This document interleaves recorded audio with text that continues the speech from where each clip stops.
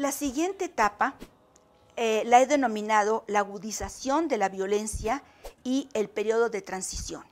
que inicia muy a grandes rasgos hacia 1984 y concluye hacia 1994, en forma muy genérica. Para esta época es importante tomar en cuenta que ya hay un notable deterioro, tanto económico como político, del sistema sudafricano del apartheid. Por un lado, era una economía altamente desarrollada, sofisticada, que tenía tres bases fundamentales, que era un desarrollo agrícola tecnificado, sumamente productivo. Por otro lado, tenía la producción minera, con productos sumamente importantes. Recordemos que Sudáfrica es el primer productor de oro a nivel mundial, y el tercer gran pilar de la economía sudafricana era la industria que comprendía incluso industria bélica, sobre todo desarrollada a partir de los años 70.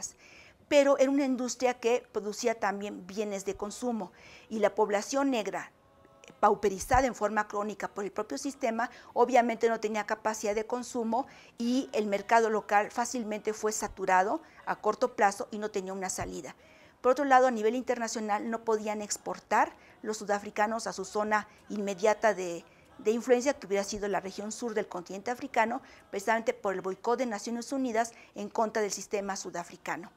Por otro lado, al interior de lo que antiguamente había sido una minoría blanca monolítica en torno a la explotación, en favor de la explotación de la población negra, empezó a fracturarse. Por un lado, hubo gente blanca, políticos blancos, que eran partidarios de una radicalización de la explotación de la población negra y de intensificar la represión a cualquier costo, aunque eso significara nuevas condenas internacionales. Por otro lado, había un sector que consideraba, un sector de políticos blancos, que consideraba que continuar con la represión tan fuerte tan solo podía conducir al país a una gran crisis. Pero también es importante tomar en cuenta que en esta época empieza a surgir una pequeña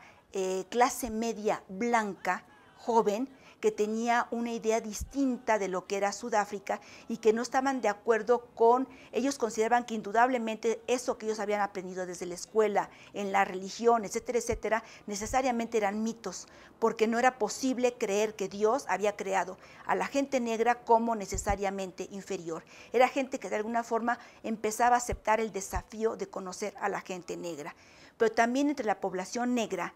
sobre todo la población urbana, que legalmente era clandestina, entre esta población empezaron a surgir nuevos sectores, gente con educación, personas negras con educación, que también ellos habían vivido toda la represión y que ellos pensaban que lo único que podían perder era la vida. Le habían perdido totalmente el temor ante la represión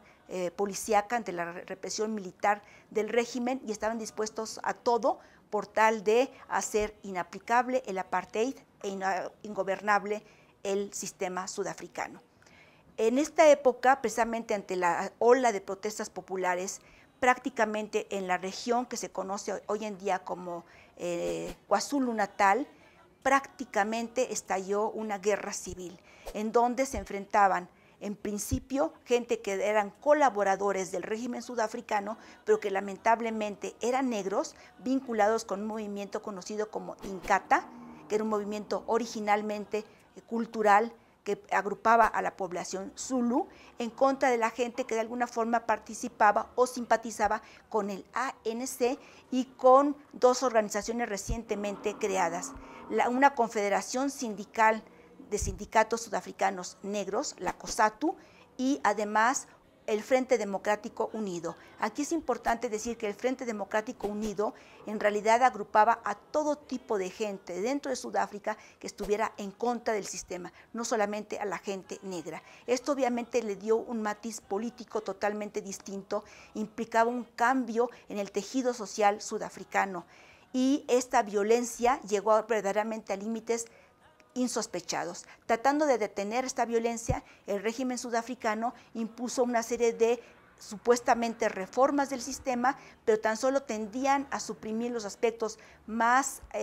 aborrecidos del sistema, pero no eliminaba la raíz del problema, o sea, no eliminaba la explotación de la población basada en el color de la piel. En ese contexto, en 1983, el gobierno anunció la proclamación de una nueva constitución que primero fue sometida a referéndum y que era anunciada como una constitución reformista. La gran reforma, entre comillas, que implicaba era la creación de un gobierno, de una legislatura tricameral. Una cámara exclusiva para la población blanca que tenía derecho de veto sobre las otras dos cámaras, una cámara exclusiva para la población de origen mixto, o sea, la población mestiza, y otra solamente dedicada para la población de origen asiático, La población negra carecía totalmente de derechos. Entonces, como la población negra no fue consultada para este referéndum por razones obvias, porque se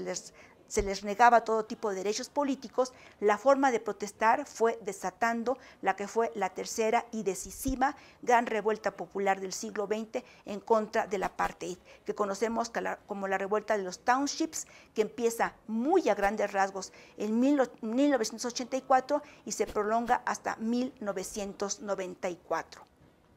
Con esto, a grandes rasgos, terminamos esta etapa.